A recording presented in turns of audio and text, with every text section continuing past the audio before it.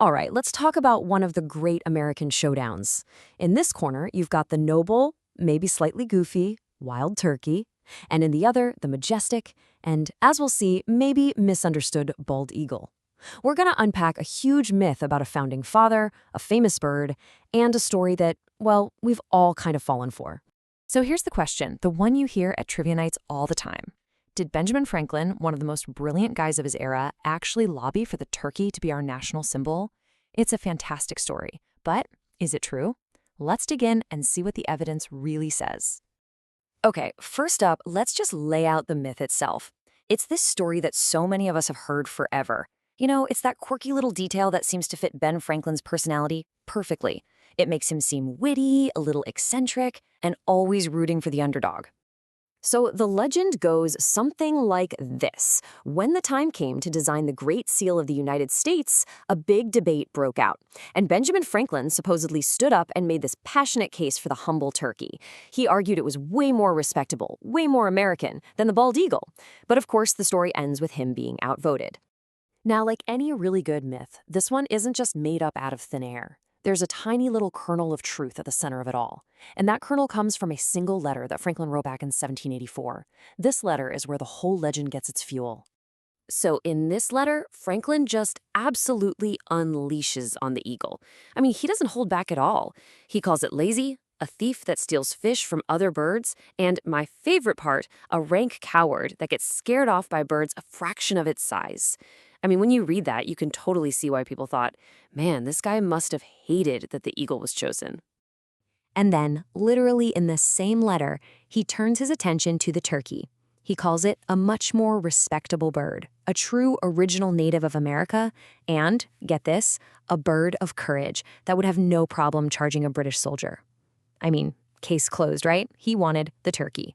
Well, not so fast. This, right here, is where the whole story flips on its head. It turns out, we've all been looking at this amazing piece of evidence, but we've been missing the most important piece of context. The thing is, Franklin wasn't talking about the Great Seal. Not at all. Yep, he absolutely wrote those words, but the story that we all know and love leaves out the one detail that changes everything, what he was actually writing about. Okay, so this is the big mix-up. On one hand, you have the Great Seal of the United States. It was approved in 1782. At that time, Franklin was all the way over in Paris, and he hadn't been involved in the design for 6 years. But on the other hand, you have this thing, the Medal for the Society of the Cincinnati. That was the actual subject of his 1784 letter. He was writing to his daughter and basically making fun of this new military club, joking that the eagle on their medal was so badly drawn it looks like a turkey. Let's just walk through the timing here, because it's so important.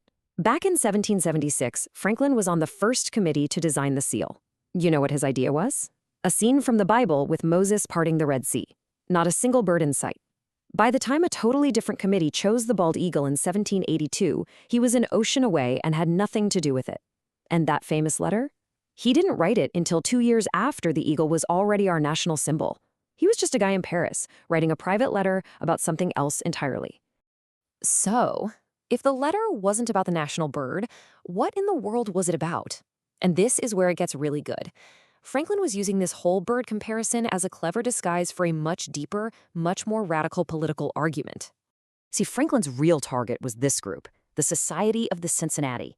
And what really bothered him, what he found so dangerous, was that its membership was hereditary. It passed down from father to son, forever. To Franklin, in this brand new republic, that sounded a whole lot like the aristocracy they had just fought a revolution to get away from. So the eagle and the turkey, they were just props. They were characters in this little satirical play he was writing. He was using his incredible wit to make fun of the whole concept of inherited honor, the very thing that the entire European class system was built on.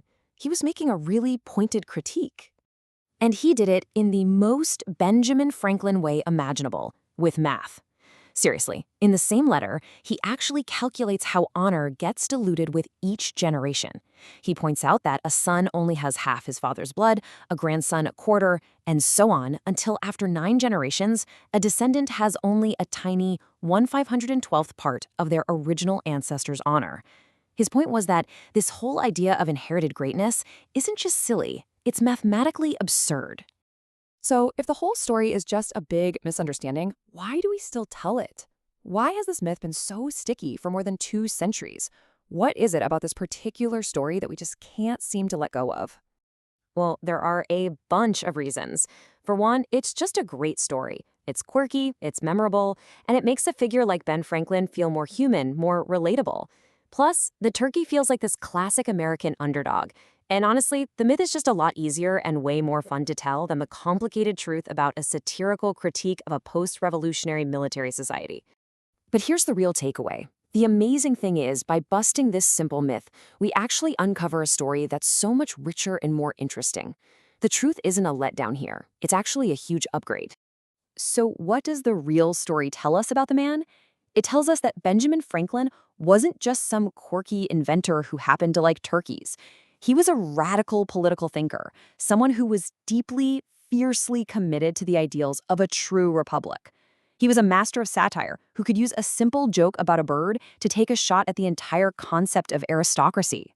The myth makes him a fun character, but the truth reveals him as a political genius.